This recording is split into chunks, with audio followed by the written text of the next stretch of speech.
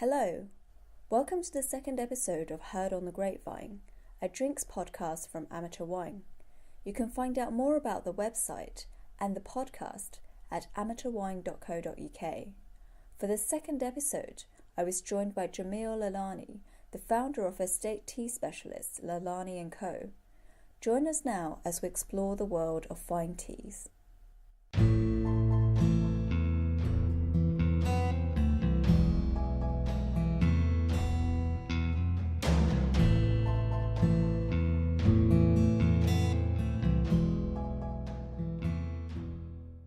Okay, so Jameel, tell me about Lalani and the kind of your background and how you got into tea. That's a very long story. I was 4 years old and we were on a family holiday to Tunisia, and that's where I got into tea for the first time, because out there in Tunisia they serve a mint tea, which is a green tea from China with a lot of mint in it and sugar, and it's a long way away from what we do now with our very purist philosophy. But back then, when you're 4 years old and you got something with caffeine and sugar in it that tastes good, it was pretty addictive. So I spent the whole holiday going to the silk-covered tea rooms and drinking the tea they serve there. And from there it became a fascination. It's rather similar to what people go through when they're getting into fine wine or fine whiskey or cheeses. You start with something that is tasty, easily accessible, often very sweet, and then you progress from there and you start asking, well, where do I go from here? Is there something better? Can we do away with the mint and the sugar? What's a green tea anyway? What is a black tea and what's the difference? And then what do the different origins mean? And what does it mean when you have a first flush or a second flush? And then it got to the stage where the kind of quality I was interested in wasn't available here. So we went out and set up a business to bring it here to the UK. The beauty of it is that this is the perfect time to be doing tea. You remember what wine was like in the 80s and coffee in the late 90s. Nobody was really into it the way they could have been. And tea is going through that phase now where people are saying, well, we've been drinking so much of this stuff, but we're drinking pretty ordinary tea. What is there that is a little bit better? The connoisseurs are saying, what is there that is the absolute best? And that's what we go for. What does the different flushes mean? Flush is another word for season. So spring, summer? Exactly. Okay. The first flush is the early spring. The second flush is either called late spring or summer, and then you go into the monsoon season, where you get a lot of rainfall, quick growth, lower quality, much cheaper price, and then into the autumn where the quality raises again. Is that something that's only applicable in Asia, or vary from region to region? Yeah. Yes, to a certain extent. Okay. In India, that's the pattern you've got: first flush, second flush, monsoon, autumn. In Nepal, it's very similar to that. In Japan, you have first, second, third, and fourth, and they are of decreasing quality. So you want to buy very early, and then after that, you get the lower grades being produced. In East Africa, there are a couple of quality seasons which coincide with the dry weather. Taiwan, spring and winter are the best seasons to buy from. It does vary from place to place, but on the whole, spring is sort of a universal, brilliant time to be picking tea. You've started out doing matcha, or at least that's when I was first introduced to you guys. But now you're doing different seasonal teas, first picking, second picking. What is all that about? Well, the first time we met, it was to do with matcha, wasn't it? That's right. That wasn't the first thing we did. The first thing we did was actually batch tea. Okay. It's just the way it happened that we met talking about matcha at that time. What we do that is special is that we focus on the single batch, and that is very much like a single barrel whiskey, in that with tea is produced in batches, but most ends up getting blended. So if you buy a tea off the shelf, which is called, say, a Darjeeling, it could be from any number of gardens, from any number of seasons, from any number of years. There's no way of knowing. If you go into a little more detail, you might get the name of the garden, or you might get a season. But with single batch, you identify an individual batch by the batch number from a garden in a particular season, so you have the full traceability down to the soil. Now that's only the first step, because when you've got that traceability, that's great. It gives you indications about the quality of the tea, but you could have bought a not so great batch. And that's where Lalani & Co comes in, because our philosophy is about sourcing the best batches you can get from the different regions on Earth, so that when we have a first flush Darjeeling or a second flush Darjeeling in our collection, it is going to be most likely the best first or second flush Darjeeling batch you could get from that year. Where does the variation come from? Yeah, there's huge batch variation, even from one day to the next. So the factors that are most likely to influence the variation are, first of all, the season you're picking in. And then within the season, if you pick from different elevations, you get different qualities. If you pick different varietals of plants, you get different qualities. If you make the tea in a different style, you'll bring out different characteristics of those leaves. So what a garden will make on, say, April the 3rd will be different to what they'll make on April the 4th. And when you're tasting them, you can really taste the enormous difference that can occur from one to the next. Tea grows constantly throughout most of the year, and in some countries, almost the whole year round. With a fruit, you get one harvest or two harvests, but with a leaf, every day you're picking. And that's why batch variation is so enormous, because one day's picking is going to be made within that day or by the end of the following day. And because of that, the weather conditions and the climate conditions and the skill of the people you have there on the day are all going to impact that individual batch. And what you get the next day could be very different.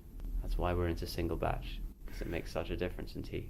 When you go and source your teas, do you have to literally taste through, day 1 to 15, for example, to find the perfect batch? Or how do you pick your teas? In some cases we do. We will taste hundreds of batches. In some cases we know which gardens and which particular batches are going to be at the top end of the spectrum. So we will say, don't worry about the rest of it, just send us the premium ones and we will then assess those ones. It's a process of tasting in various different ways and then comparing to existing stock samples that we have to see how that's going to change over time and understanding how that particular region or garden's teas develop. So we know that this is what it tastes like now, this is what it's going to taste like in 6 months' time, this is what it's going to taste like in a year's time, and then we can get a good idea of whether it's going to be an outstanding batch or just a very good batch. I think you've started aging your teas recently? Yes, we have. We started back in 2010. Okay. So we have 2010 so not that vintages. Recent, in fact. Well, they only become aged when they get old, so I suppose they're only just now aged teas, aren't they? A lot of people are yet to realise that teas will age. Not all of them, of course, but some of them will. So, for example, if you had a tea from Darjeeling in the second flush, you wouldn't want to drink it totally fresh. You'd leave it for 8 to 10 months before it really came into its own. If you were looking at a tea like, say, a white tea, which if it's made properly, it will age over the course of years. Because the white tea, if it's made properly, will be active. Its leaf chemistry won't have been arrested with aggressive manufacture. It will still be alive. And because of that, over the years, the flavours will develop as the leaf starts to develop in slow motion on a chemical level. Do you think you're ever going to fermented tea? As in? Like pu'er. Pu'er or kombucha? Pu'er. I'm not sure kombucha would... For me, that's not a tea. I mean, that's something else. Would we do pu'er? I should make it very well known that to call something a pu'er that is not made in that region in China is not a good thing to do. I think it's a bit disrespectful to the producers in that region, and there's a lot of pu'er out there that's called pu'er that isn't. It's like calling something champagne when it's not grown in Champagne.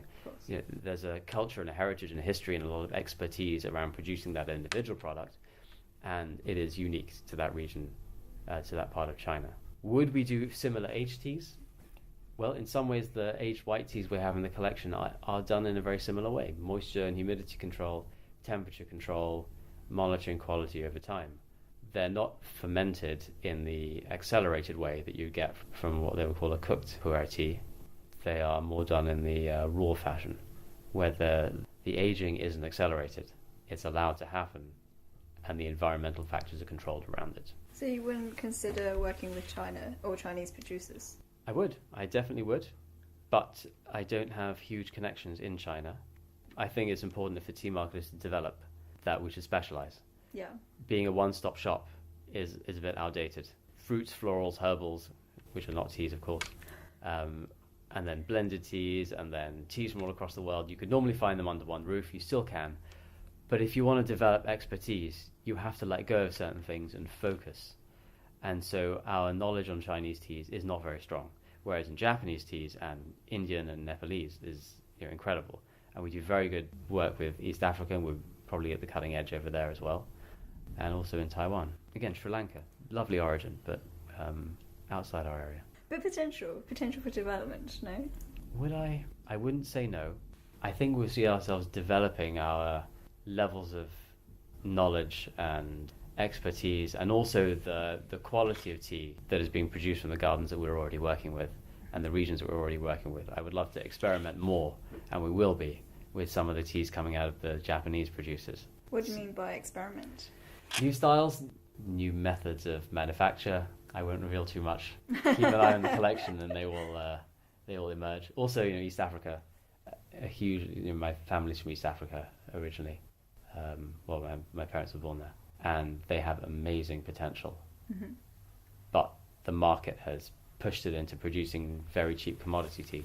There's a huge opportunity, not just gastronomically, but also ethically. Because if you can pay 10, 20, 30, 40, or even 100 times more for a very fine tea, you're doing something that has a tremendous transformative effect, because you're bringing them into the luxury market. It's one step better than saying, I'll give you a fair price for a fair product. It's saying, I'll give you a luxury price for a luxury product.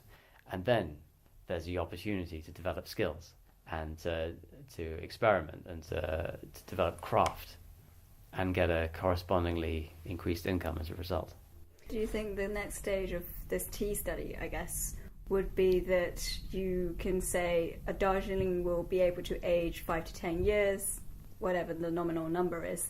It would be a stage where we could identify that different teas are best to drink at after a certain number of years. Of course, Darjeelings are, on the whole, fresh drinkers.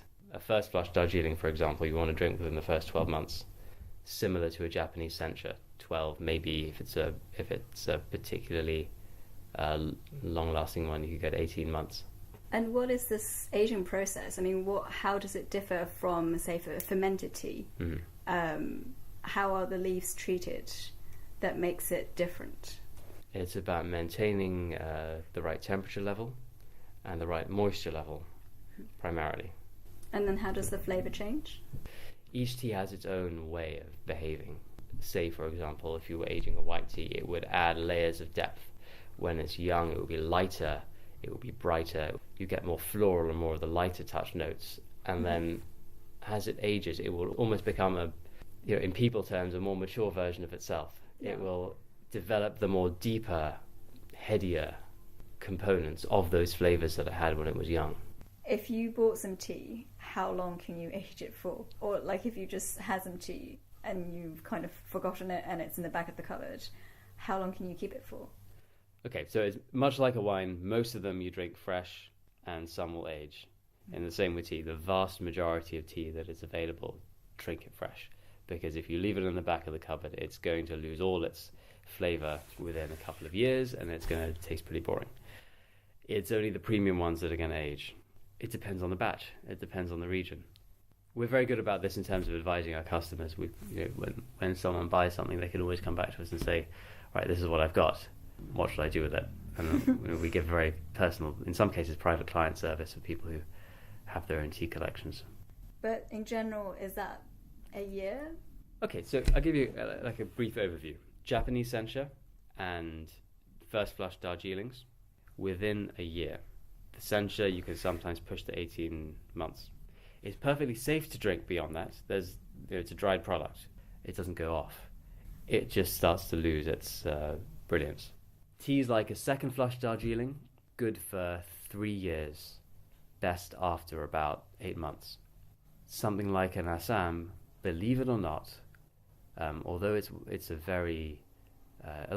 much lower priced tea, it actually develops quite well. I would take it up to 5 years, and I would leave it for maybe 1.5 before drinking it. I guess the difficulty is you don't know how long it's been kept for already before you... Well, yeah, that's a really good point.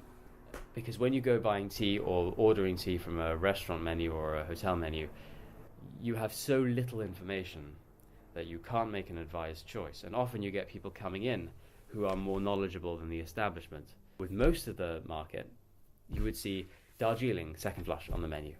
Well, which garden is it? And which season, which year was it picked in? Because if it's 5 years old, that's no good to anybody. And I think you work with quite a few different estates, in Asia. So Nepal, Japan, and do you work with Sri Lanka as well? No, we don't work with Sri Lanka. Okay. Nepal, India, Taiwan, Japan, and East Africa, and also Hawaii. East Africa? What kind of tea in East Africa? Well, East Africa is a great case study because they began by being planted to supply the enormous appetite for tea in Britain. Okay. And so because of that heritage, it's become a black tea producing region. And because of the market forces, it's been forced into producing very cheap commodity grade tea. Now the region is realizing that they have amazing soil and fantastic elevations and fantastic climate. If they can develop their skills, then they will be able to produce astonishing tea. And so we've been talking to this one estate there for a few years, and I visited a couple of times, and on this last visit, which was a few months ago, we started actually making new styles of tea using skills that are used elsewhere in the world, and the flavors they can get are astonishing. Really? What kind of tea? We did some white teas on that particular day. And what about in Hawaii? See, Hawaii has a climate that's very varied. So where you are in Hawaii is going to make a huge difference. I've tasted teas that were astonishing, and I've tasted teas that were absolutely abysmal. So you've got to know what you're looking for. And there's one estate that we deal with there called Big Island Tea. They produce about 15 kilos across the year, and it's all handmade. Husband and wife team doing the farming. Artisan attention to detail, almost like making a bespoke Savile Row suit. I mean, I've never been to Hawaii, but I kind of get the impression that it could be too tropical a climate. I don't know if that's the case. It's quite cool and misty up in the mountains. Okay, so it's right at the top. It's a high elevation garden. How often do you go out there? I mean, especially now that you've got so many different places. I try to make as many trips as possible. I'm going out to Japan next. It's very important to when you buy, that you buy in the country you're mostly going to be drinking in, and that's really important. Visiting the gardens, very important. Learning more about production, very important. Taking photos with producers tasting tea at the top of mountains looks great. Usefulness to the consuming market, not so huge, because the water you get in different countries is going to be very, very different. And the behavior of water at different elevations is also different. That's why in an aeroplane, tea doesn't always taste as good as it does on the ground, because the water boils at much lower temperatures than 100 degrees. I should say it vaporizes at temperatures lower than 100 degrees. So when we're buying, we're always buying here in the UK, drinking it with filtered water and London tap water, so we know exactly what the customer is going to be tasting. Well, let's talk about your work with tea service. I just had a tea just now where it's kind of done precisely to 40 degrees, which I've never had in somebody's office. Shade grown conversation. Yeah, and obviously I think you guys are possibly pioneering that in the UK for serving tea at certain temperatures. How do you know that's the best temperature? I mean, what if you've never had this tea before? Do you just go through all of them and say, I'll try it at 60, 70, 80, 90? So with the regions that have been producing for a long time, there is an established culture and heritage around the right temperature to use. For example, Japanese green teas. They will tell you that you should infuse a sencha at 60 to 80 degrees, depending on the quality of it. And a shade-grown sencha, which is called a kabusecha, or a gyokuru, which is a longer shade-grown green tea, should be infused at around 40 degrees. And they know this because it is a well-established culture. With some of the origins that are younger or are experimenting, you don't quite know what you're going to get. So if you had an oolong from Nepal, for example, what temperature do you infuse it at? Well, as a guideline, oolong should be infused between 70 and 90 degrees. But whereabouts in that range do you go? Well, you just got to taste and see. So part of the fun of the job is taking a tea and infusing it at all the different temperatures with different leaf weights and different times of infusion to figure out how that batch will express its best flavors. Okay, so it's done with every batch, and so that might vary from batch to batch, for example. That's right. Okay. That's why we give the instructions with every batch as to what we think on the bottle. On the bottle, that's right. But of course, there's no hard and fast regulation about it. You feel free to experiment. Some people will prefer to infuse their teas something other than what we think. And what about the water? water is very important. Do you say still water, distilled water, spring water, tap water? We tend to like filtered tap as a good, easily accessible water to use. We did a lot of tastings with mineral and spring water, and we found you could taste which water it was that was used, and it kind of got in the way of the flavour of the tea, especially if it was a mineral water and a very distinctive one. Whether that's because the minerality was wrong or because we're so used to the flavour of tap water that we think it's neutral, I don't know. But what is certain is that a very nicely filtered tap water is very good. We also always taste with regular London tap water to make sure that if someone doesn't have access to a filtration system, that it will still taste very good, and that's important. You've, I think, created, or Riedel has created the glass for you? They had them already, actually. I've been drinking tea out of wine glasses for a little while, even before we set up the company, because you got a much better flavour delivery. Just like with any wine or whiskey, the shape of the vessel is going to deliver to your palate and to your nose in a different way, and that's going to affect which flavours are exaggerated and which are diminished. So I've been using the wine glasses for a while, but drinking tea out of a stem glass didn't feel quite right. And then I found the Riedel glasses, and they were perfect. So after we set up the company, we got in touch with Riedel and said, this is what we've been doing. We've been drinking tea out of them, and the delivery is incredible. We met them, we did some tastings, and then we got together with George Riedel. He came over and we did a tasting panel with 5 or 6 tea sommeliers who we'd trained to identify which glasses were best with different teas. And what we discovered was that the Cabernet glass was the best all-rounder. So that's the one we use at most of the restaurants we work with. We suggest they take that one. If they're really particularly avant-garde, they can use different ones for the different teas. That might be a little far advanced for most of the market at the moment. But do you think, in restaurants, because quite a lot of restaurants are now stocking your tea, do they all serve at the prescribed temperature? Yes, they certainly do. How do you make sure that happens? Temperature kettle and temperature equipment. It's really important. I went to St. Marcus Waring, and the waiter comes up and says, I don't remember what fish it was, but I remember what he said. He said it's been cooked at 52 degrees for 7 minutes or something like that. And that just made perfect sense to me, right? Cooking is art and science, and so is making tea. If you change the temperature, you're going to change the flavour expression of that product. And if you change the time it's done for, you're going to change the flavour expression of that product. And it can either get better or it can get worse. And the aim of anyone who is into quality and has a passion for something is you want it to get better. So it's very important for us and for the restaurants that we work with who are really, really passionate that when a guest comes in, they get the best experience they can, whatever they're ordering, tea included. And in fact, there's this realization now in the industry when we go in and we're talking to restaurants, they say we have to get our tea perfect because it is the last thing that people remember when they leave. It's the last taste they have before they walk out. You come in, the greeting is important. The amuse-bouche and the starter is very important because it's the first thing they taste, and then it's the tea and coffee when you leave. Hopefully, tea. And with that, you've done a lot of food and tea pairings, especially at Gautier in Soho. How did that come about? It's kind of natural in Asian countries to have tea with your food, but it's less so here, and especially with French food, for example. That is a beautiful example of what is happening in the whole world of gastronomy. We're breaking down the barriers between different regions on Earth and learning skills from elsewhere. So in the same way that European wine culture has been taken out to the East and translated somewhat to suit the Eastern market, in the same way we can learn things about tea culture from the East and apply some of the learnings of the West in the wine market. So things like drinking out of glassware is a great example of that.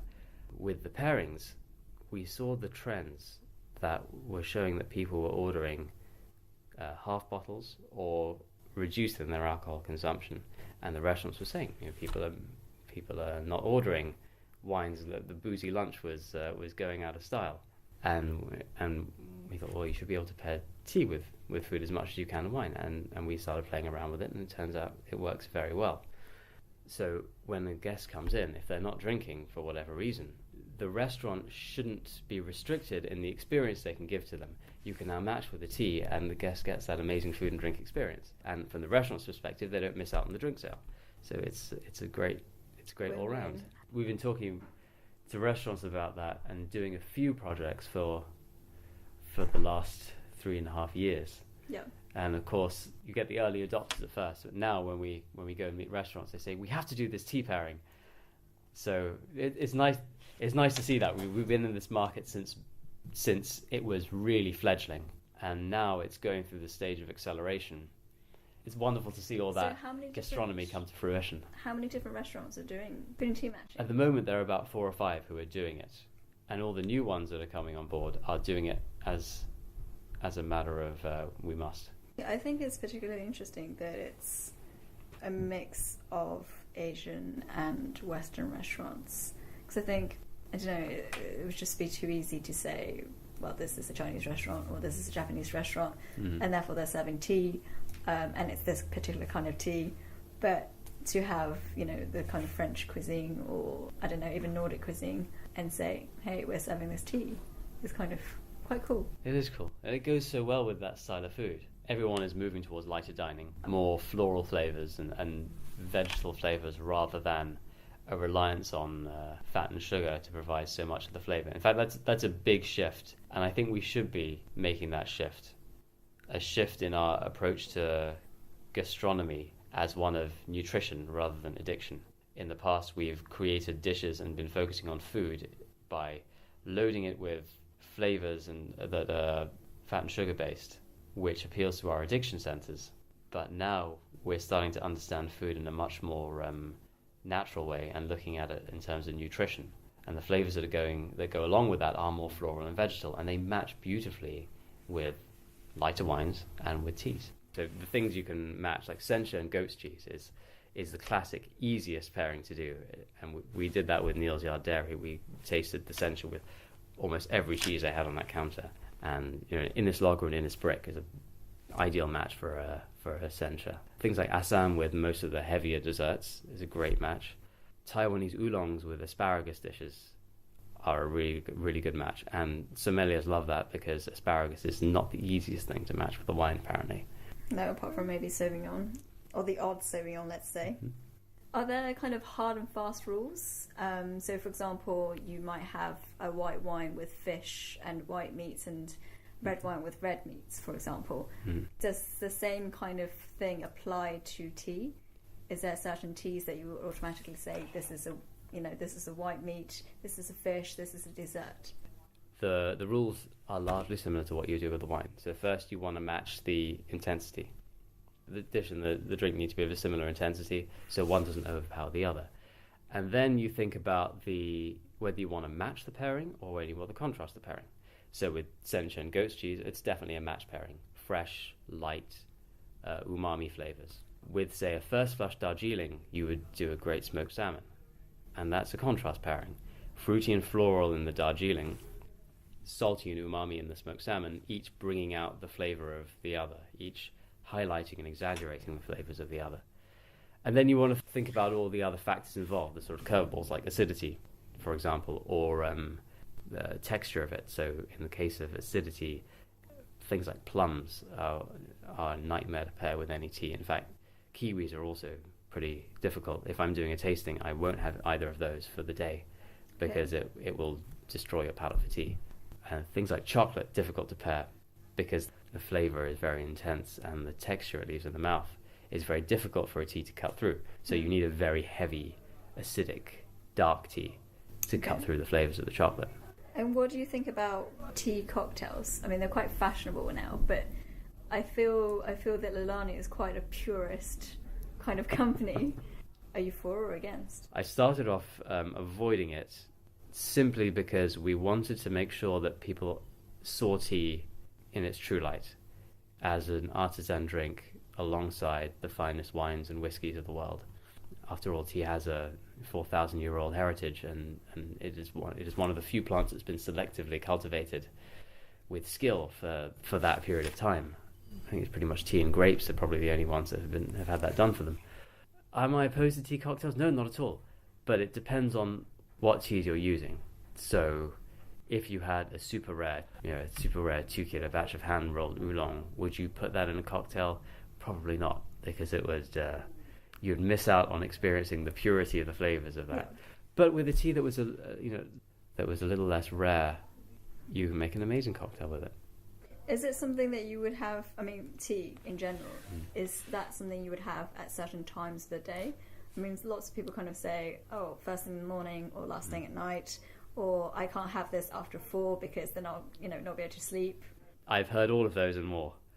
It's all unique to the individual. Okay. I've had people who drink, who will infuse the sencha 3 times through the day and just sip it slowly through the day.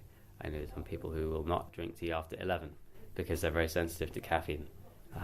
And some people who go to sleep with a Taiwanese oolong. It depends on the individual. With the sencha, which was steeped 3 times in a day, does it matter if the tea goes cold and then you're adding hot water again? And meaning the leaves? Yeah, I mean, does that affect the flavour negatively? No, not at all. No, I'll revise that. It can with some teas, but most teas are perfectly fine to have that done to them. They will infuse comfortably throughout the day. And in fact, sometimes if I'm drinking a tea in the evening and I've only done a couple of infusions, I'll put some cold water in it, put it in the fridge, and it'll be cold infused for the morning with the 3rd infusion. Tea goes a long way. What's new? So much is new. We've been doing a lot with matcha lately.